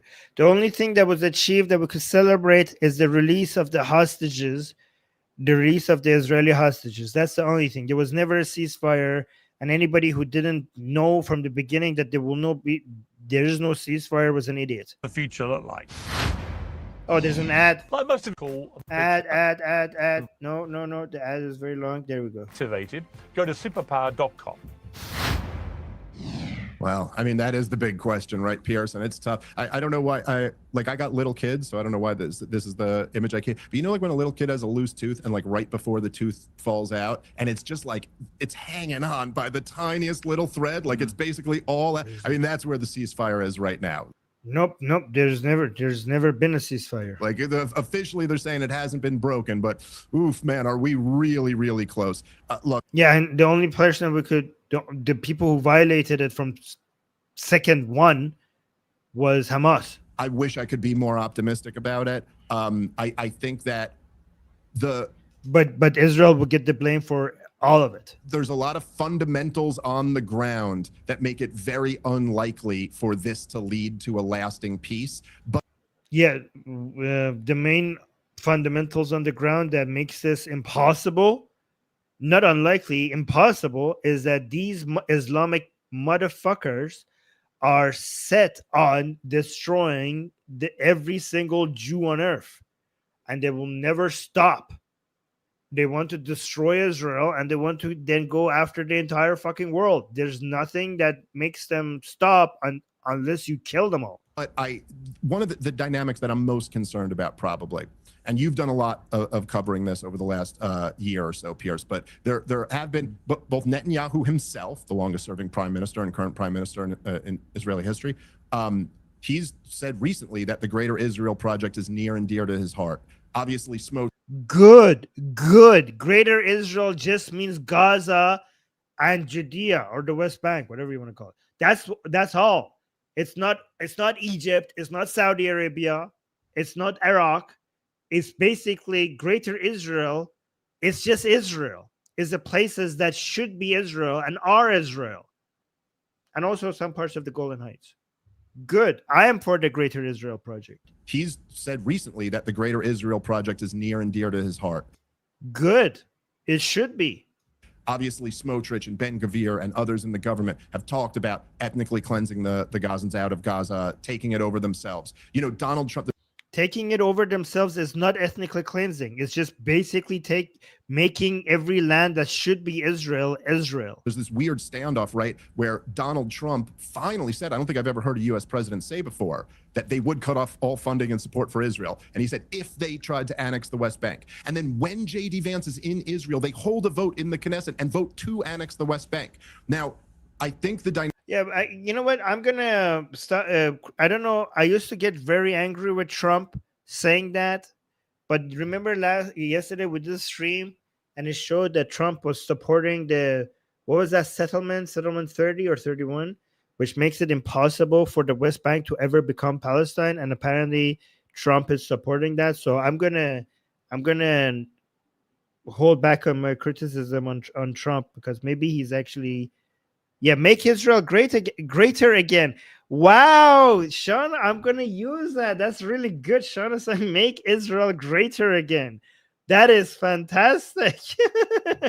Yeah, the Greater Israel Project that is a beautiful combination. Wow, that is genius. Shana, you're very smart. Okay, why have I not heard this before? This should go viral. Good job, Shana. That's good. Really good. Dynamic here is this. Are those guys going to give up on this plan when they know these are not... Hey, no. You don't get to have Mega. Mega is ours. Mega is make Iran great again. So you guys come up with your own thing. You okay. No, okay. I'll fight you on this, okay? Israelis, as an Iranian, I'll fight you over Mega. Okay, MGIA. Yes. Make Greater Israel again. I don't know. No. I don't know. We can I don't know how to Miska? I don't know. We could share. Okay, we could share it. We could share it. We could make Mega. Iranians and Israelis could share that. Fine. Stupid people, Piers. They know. As a representative of all Iranian people, I'll hereby say that we could share the acronym Mega with each other. Okay. Going to give up on this plan when they know these are not stupid people, Piers. They know damn well that they have lost the entire young generation. Like over here in America, in terms of people who watch these debates all this time, it's over. My side has won the debate. The support for Israel has evaporated, and they know that. And so in a way, I think They know that this is their moment.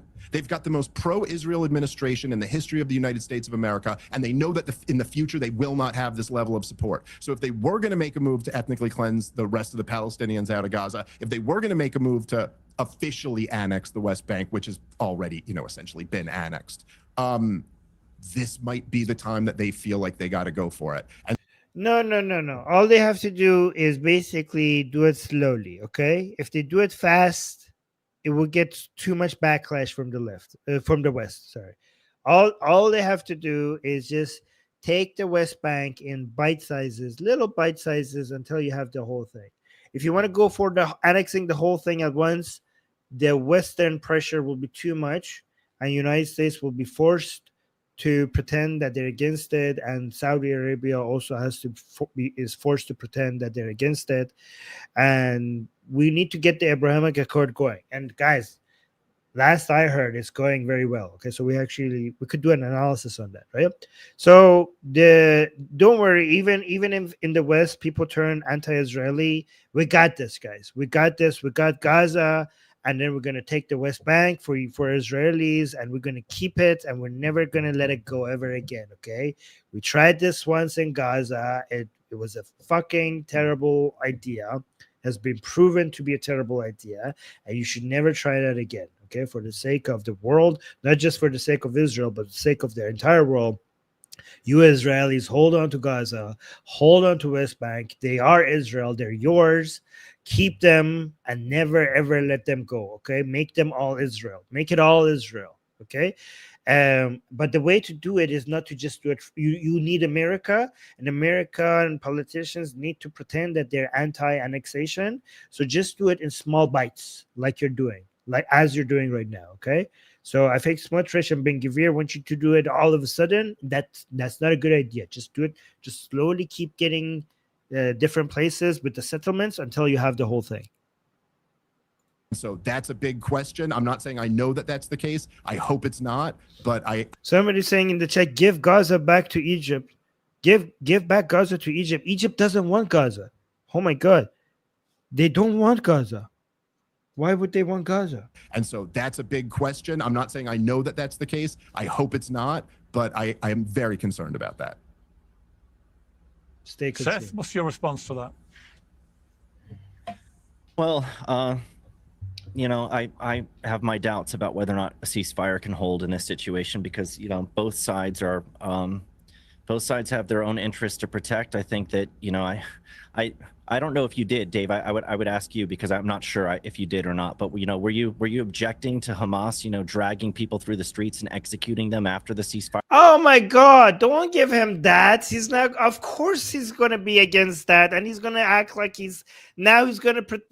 You gave him a winning card. Like, why would you give him that? The guy is a fucking the Nazi supporting anti-Jewish Jew. And now he's going to virtue signal by saying, yeah, of course I'm anti-Hamas, and basically make himself like virtue signal by being anti-Hamas.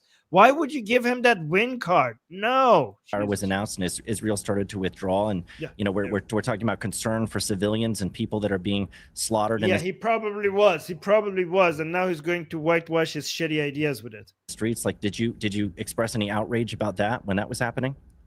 Yeah, I did, but I just find it. There you go.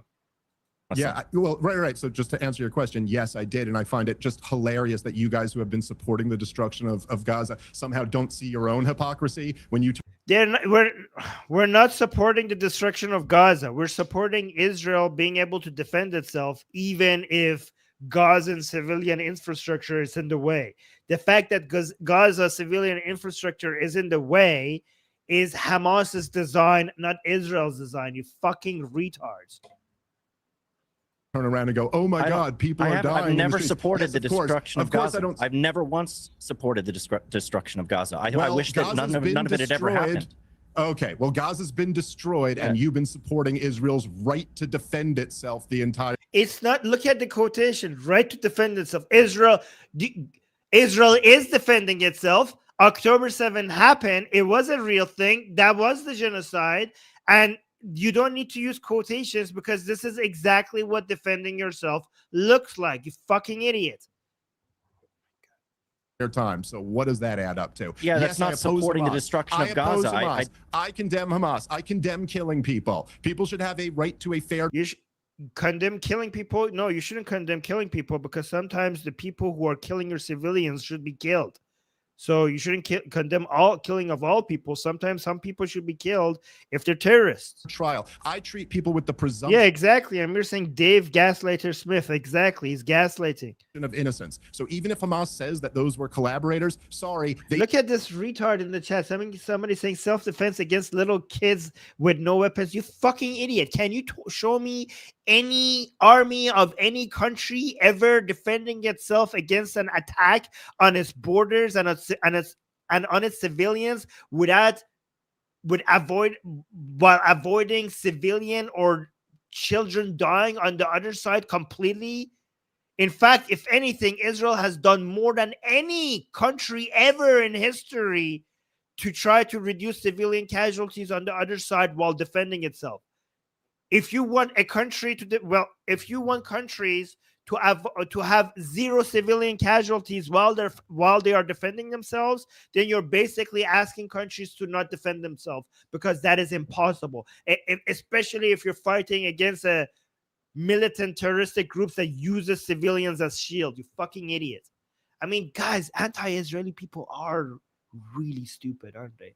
He deserves some type of fair trial or something, just like those 1,700 people that your buddy called terrorists. I treat them with the presumption of innocence too. Okay. Yeah, well, you also like Nick Fuentes and don't have anything to say about his bad ideas. So it's just weird to get No, a moral superiority coming. I got a lot to say about. You said you like him and he loves Hitler. You said you like a Nazi, Dave Smith.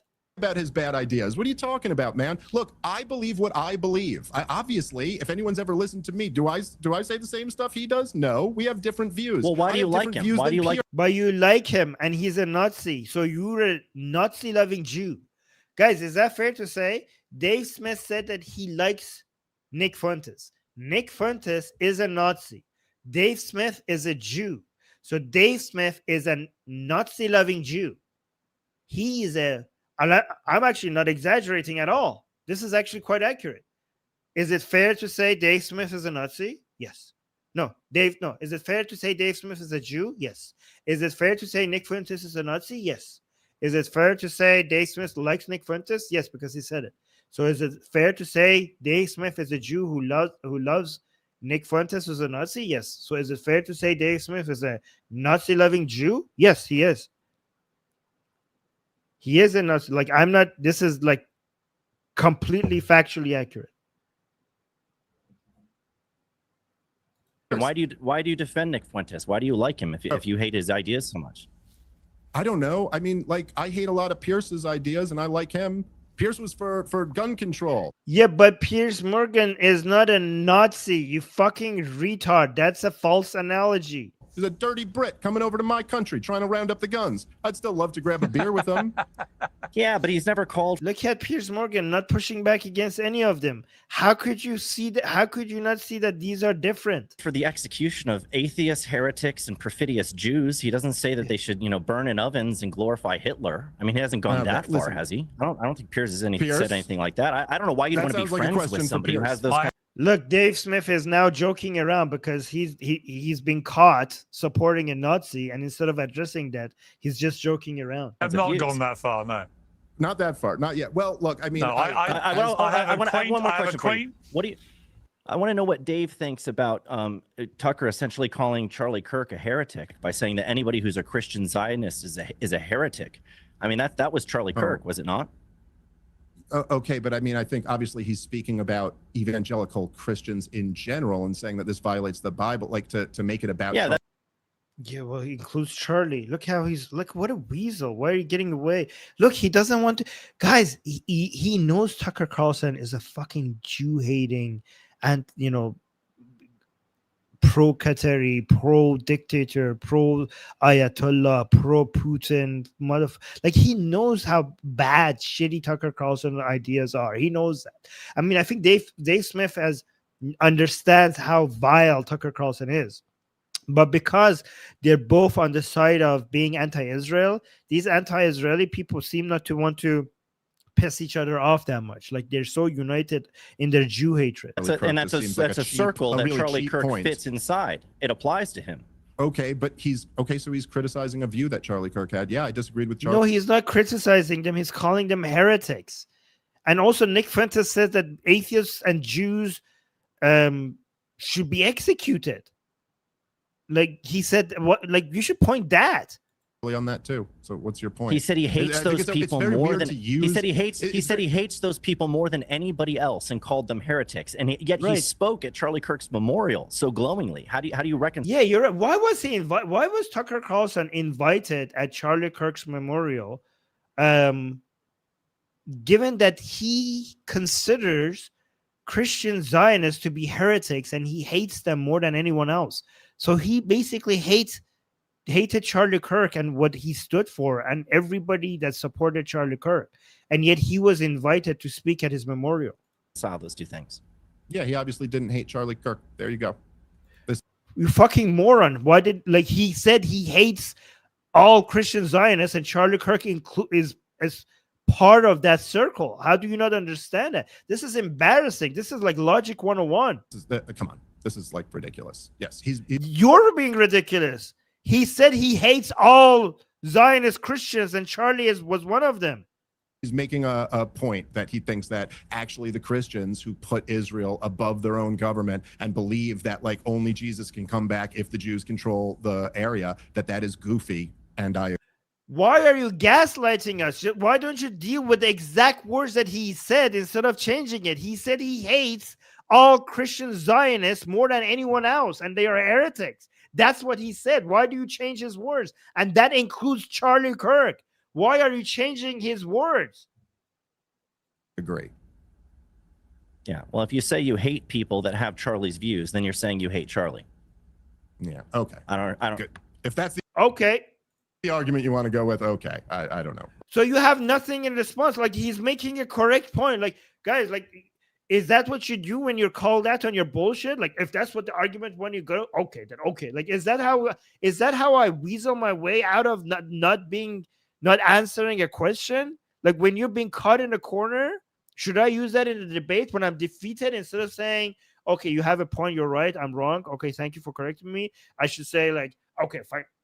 I guess that's ridiculous. I guess if that's the argument you want to make it, okay.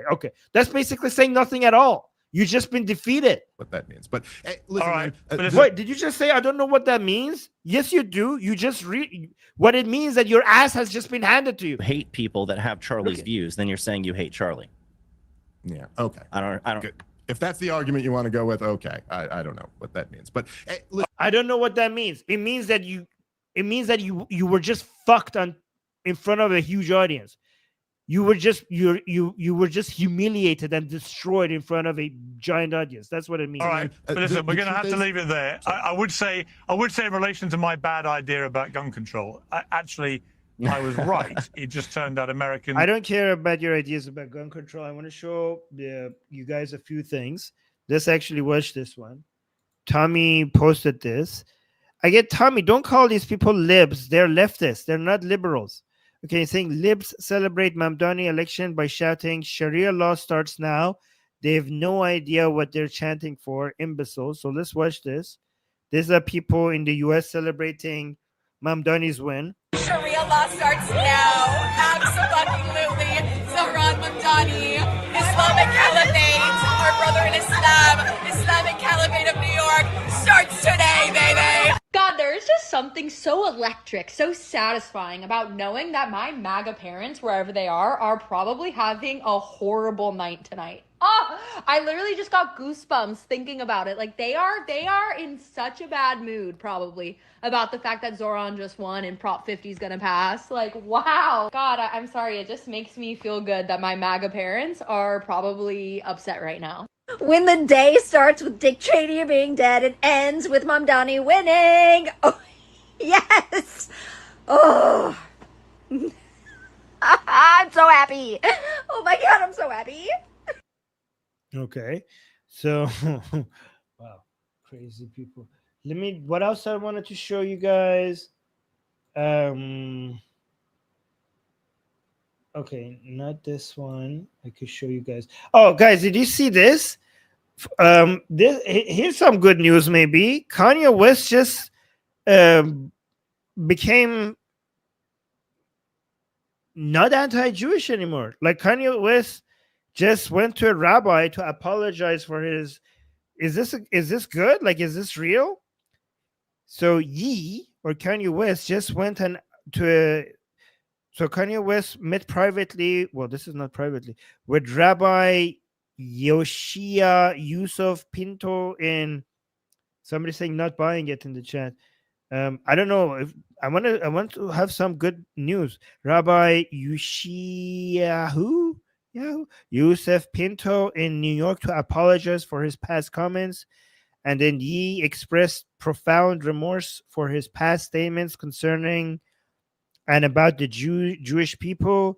Rabbi Pinto told him a person is not defined by his mistakes, but by the way he chooses to correct them.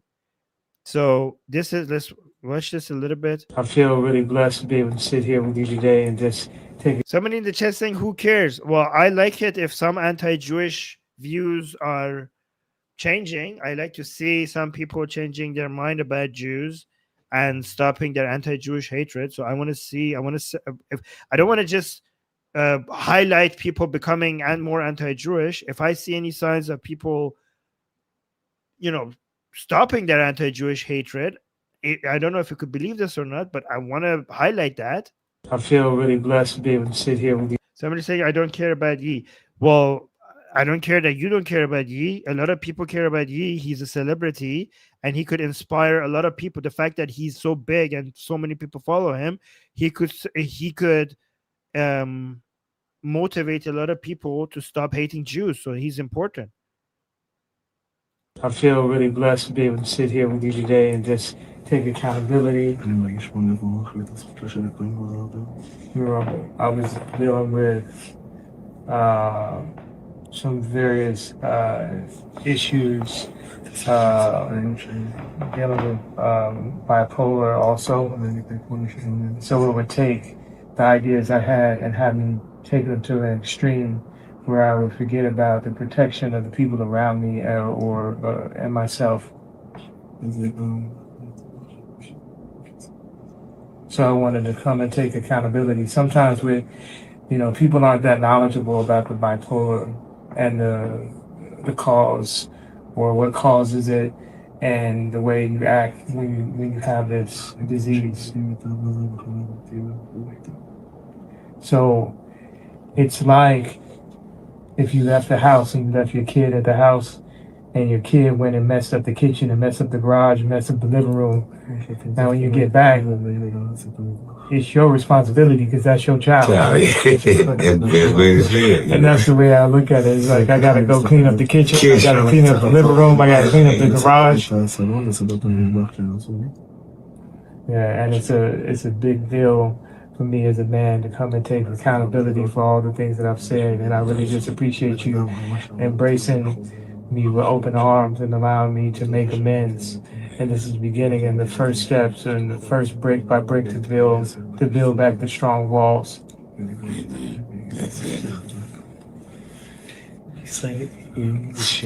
Okay, so that's I don't know. Obviously we should always be skeptical, but hopefully it's real. Hopefully it will last. I'm not saying it will. I'm just saying here's to hoping. And I saw Ben Shapiro did a good job here in responding to Megyn Kelly when he was trying to defend Tucker Carlson, when she was trying to defend Tucker Carlson a little bit. I think Ben did a masterful job here shutting it down. So watch this. For example, Candace Owens. I think that what Candace Owens is doing right now is evil. It is evil what she is doing right now. Okay, and I say that again. But what because like I didn't opine on whether it's evil or not, but my position is it's really none of my business. And why is it? But I have a question. Why is it none of your business? I mean, you comment on these things for a living. I'm not mother of the internet. No, but if this were on the left and somebody were accusing Charlie Kirk of his wife having murdered him, I assume that you would be talking about it. Is that what Candace is accusing Erica of? Yes. Of murdering her own husband? She's accusing TPUSA insiders and other members of the right wing, including Seth Dillon, of being involved in the murder of Charlie Kirk, yes. Okay. Like I said, I don't take in that content, which is an honest statement. I don't have time to watch No, Canada's show. I believe you. I believe you. But the point that I'm making is that when what I that understand friendship Candace should to not, have in been our doing. business, I think it's important. Listen, No, and Candace friendship and I are should not not friends. trump. We don't even know each other. I understand, but even with Tucker, friendship should not trump our manifest requirement to speak out when people do and say things that are both detrimental to conservatism and morally wrong. Okay, so I don't totally disagree, but I think the way of handling that, at least for me, is much different. So Yeah, basically the way to handle that is to not address it at all, from you. But also, let's say Tucker Carlson said something about Christians in Nigeria, because we were waiting to see. These are the same people who kept on saying, oh my God, Israel is killing Christians in Gaza and Jews are spitting on Christians in Nigeria. So, no, sorry, in Israel. So they were saying, oh my God, Israel is evil because they're killing Christians in Gaza and destroying churches in Gaza. And they also kept on pointing out that some Israeli rabbis spit on Christians. So let's see what they have to say about Christians in Nigeria, because we were waiting for them to talk about Christians in Nigeria who are being killed they're being killed by Muslims. And we were wondering if they have anything to say about that. So let's see what Tucker Carlson said about that. But he's all of a sudden, kind of out of nowhere, deeply concerned about the plight of Christians in Nigeria, which I want to restate. Maybe a totally valid concern. I don't know. But that's weird. What is that? All of a sudden, everybody's concerned about people who clearly have no track record of being interested in Christians at all, including Ted Cruz. What is going on? What do you mean? People have been talking about this that's true about you. That's true about you. Nobody was interested about Christians in Gaza until all the anti-Jewish hatred made it profitable. What the fuck are you talking about? Guys, we are an atheist channel. And we have been talking about on this channel, even though this is not a Christian channel, this is an atheist channel. We have been talking about Christians being massacred by Muslims in Nigeria years ago, like more than 3 years ago on this channel, before it was even on the news this much on the news. So just because you haven't heard about it, it doesn't mean it wasn't happening. Motherfucker, instead of actually, so why don't you care about it? Why this is not important to you? I mean, I'm an atheist, at least you're a Christian. And then another thing I wanted to highlight was to show how much this anti-Israeli bullshit is spreading among conservatives. And this is in Turning Point USA. You can see the Groyper's influence over these among young people, among the base of the conservative movement. Mr. Trump and Ms. Trump, I'd like to ask about your father's relationship with Israel. He's taken over $230 million from pro-Israel groups. During the summer against Iran, even though he advised against it, Israel still attacked Iran, and the U.S. still bombed on behalf of Israel. Your father's frustrations with Netanyahu have been made clear when he cursed on national TV over the situation. Israel has not been a great ally to the U.S. all the way since 1960 when they bombed the USS Liberty. Israel is a nation where Christians are constantly under attack in both Gaza and the West Bank. Was USS Liberty was a friendly fire, was a mistake, and American soldiers have killed American soldiers by mistake all the time. This has proven to be a mistake. There are more American soldiers that were killed by American soldiers in Vietnam than the casualties in USS Liberty.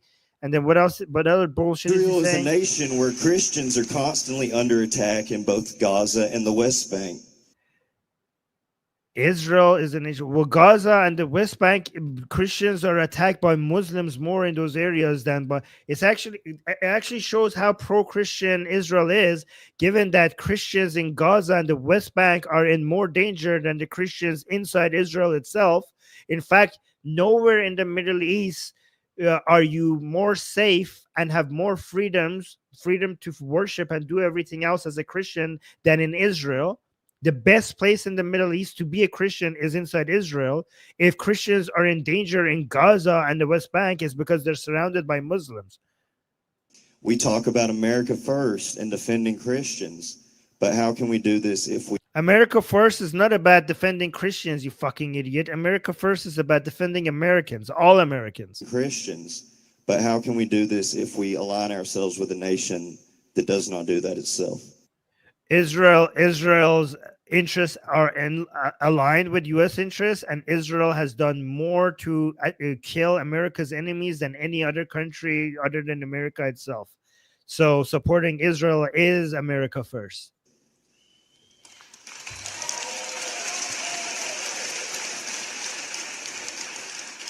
There's no question my father's had frustration. In fact, I think he's had frustration throughout the whole conflict with both. Oh my God. So this is Trump's son. And instead of shutting these fucking conspiracy theories and calling this guy out on his fucking bullshit, he's leaning into the anti-Israeli narrative. Both sides at the same time. Make no mistake. You have a nation that is chanting death to America every single day on the streets of Tehran. You have a nation that will develop a nuclear weapon, and you have a nation... We don't have a nation that... we have a state. It's a state that chants to death to America. It's not the nation. The Iranian nation are the Iranian people. And the Iranian people are the most pro-American people in the Middle East, maybe after Israel. Iranian people love America. We have a nation state, and the nation of Iran is pro-America. It's the state inside Iran, the occupying force inside Iran that chants death to America. Will develop a nuclear weapon, and you have a nation that will use that nuclear weapon against the Western way of life. There's no... Not a nation, a state. Question about it. You have a nation that will use proxies around the world, whether it's Yemen, whether it's a lot of other ones, to inflict serious harm on the nation, and they don't hide it.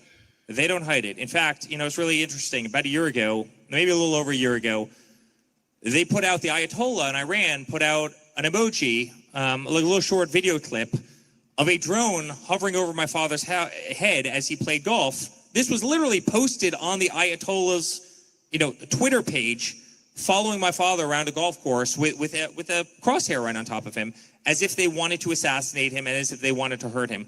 Guys, Iran wanted to destroy our way of life. They wanted to hurt us. They wanted to inflict real pain. What I can tell you about my father is, in terms of Israel, he wants a peaceful Middle East. He wants peace around the world. He wants to end the killing. He did that with India and Pakistan. He did that, obviously, you saw what he did with Cambodia. Is he going to say anything in defense of Israel? Like, he's just going to say, but the Islamic Republic is bad? But are you not going to defend Israel against this guy's bullshit? I mean, he mentioned USS Liberty. Are you not going to mention that the bullshit conspiracy theory that this man just said? Like, guys, think about this. Look at the Groyper takeover of Turning Point. This is the Groyper takeover of Turning Point.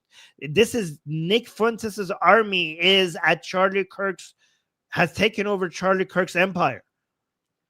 And Trump's son doesn't even dare defend Israel because he knows all of these, the crowd will turn on him. This is your conservative movement. Look what happened. Look at Nick Fuentes has fucked it.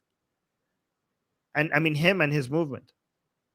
In Thailand, he's tried to stop every conflict because he's sick and tired of the death and destruction. So there have been times... Oh, guys, we got 9 super chats. We're 1 super chat away from achieving our goal of 10 super chats. Thank you, guys. Of the death and destruction. So there have been times that he got mad at Netanyahu. There's plenty of times where he's gotten mad at... Wow, he's actually, instead of correcting him on his anti-Israeli bullshit, he's actually saying, like, look, my father is somewhat anti-Israeli. Like, so you guys should love him. Look at this. He's leaning into the anti-Israeli narrative. Every conflict because he's sick and tired of the death and destruction. So there have been times that he got mad at Netanyahu. There's plenty of times where he's gotten mad at Putin. There's times where he's been mad at Zelensky. And he uses all of that as a tool to stop pain and destruction and death of people that are our age, your age in most cases, who have become political pawns and who have been marched into literally trenches and killed by the millions.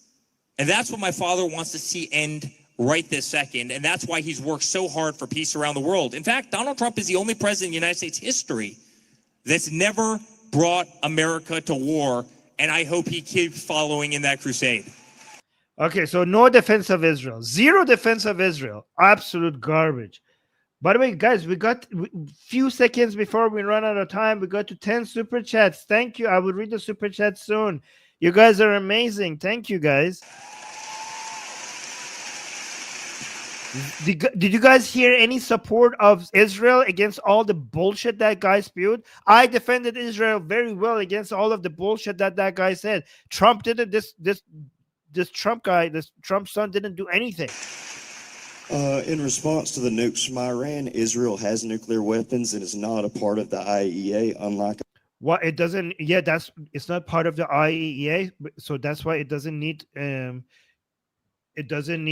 international observers, because only the people who are part of. There's no international rule that says if you have nuclear weapons, you have to be part of the IAEA. There's no international rule that makes that mandatory. But if you are part of the IAEA, then it's mandatory for people to come and observe your nuclear activity if you are part of the IAEA. But there's nothing that obligates any country to be part of the IAEA. So I don't know how this is a criticism against Israel. This actually makes it understandable for why there's no international observers, because they're not part of this agreement. Being part of the IAEA is an agreement that you allow international observers to come check. There's no mandatory rule, international rule that says that you have to agree to this. Iran, and it's just sad to see, because I've never seen the American president get treated the way he does by the Israeli government. The Israeli government treats America very, very well. They treat it as an ally, and they're doing more for America than almost any other country. Here's what I'll add. Do we or do we not have phase one of a peace agreement in the Middle East right now? Lady, defend Israel. Defend Israel. Why are you all such cowards? Israel is your ally. Why are you scared of a bunch of groypers? I mean, I guess you're being taken over. Guys, this is an invasion of your political. If you are a Republican, if you're a conservative, you are being taken over. Look, your leaders in your party don't have the balls to support your main ally. Nothing is ever going to be perfect, but I'll tell you what, this president works with what he has. He believes in peace through strength. And whether we're talking about in the Middle East, whether we're talking about a 40-year war like Armenia and Azerbaijan, as Eric just pointed out, a 5-day war in Thailand and Cambodia. If Charlie was here, look at this. This is Turning Point USA. If Charlie Kirk was here, he would have defended Israel. This is the end of Turning Point USA. Turning Point USA is over. Charlie would have defended Israel. This is a president of peace. And sometimes you have exactly. Nail Bunny said that as well. Yeah, exactly. Be slightly unconventional with how you get there. You use what you have. That is certainly what he's been able to do. And I would just say peace around the world sounds pretty good to me. And that's what this president is bringing. Yeah, Turning Point has fallen. Zero defense of Israel. Absolutely zero defense of Israel. Let's actually look at the super chats. Wow, you guys, thank you so much for all the support. Nothing but good stuff just gave us an $18 super chat. Thank you so much. That's very sweet. And you were the one who made it to 10 super chat. Thank you. We reached our goal today, guys. Shauna is saying Jesus was a Zionist. I said what I said. Was he a Zionist? I know Muhammad was a Zionist. I could tell you why one day. Okay. Yeah, I'm actually going to do that in one of the courses that I'm putting in our community at some point. You know, guys, check out our community. The link is in the description. It's called World Liberty Battle Camp, and we're going to have courses and live calls, live discussions with each other there. So the link is in the description. I'm actually going to maybe for tomorrow, I'm going to schedule a call there where we could talk to each other. right? So, and we got another super chat saying, why is IRGC and Qatar talking out of Tucker's mouth? I know, yeah, right. Like he's basically spreading their propaganda. That's a good question. Sean is saying America is a constitutional republic, not a Christian nation state. These people are my enemy. And by the way, guys, Shauna is saying that as a Christian herself. Wait, yeah, thank you, Shauna. You get it. Shauna gets it. And Amir is saying free Iran and make it great again. Yes, please, let's make that happen. We could do this together hopefully one day, guys. Hopefully one day I could see you guys all in Tehran, or maybe, or even better, in Shiraz. All right. So, guys, thank you so much for being here. You guys are amazing. I love going over these things with you guys. It's just so much more fun to watch these with you guys than just watching it myself. And I just like reviewing these things and watching you guys comment on it at the same time as me. So I really appreciate you guys. I mean, I also appreciate the Jew haters because they make us laugh. But I mostly appreciate the guys who are on our side. It's just so much better having you by my side while I go through these things. You know, I really love you guys. Thank you. Oh, thank you, Amir. Thank you, Tora. Thank you, Neil Bunny.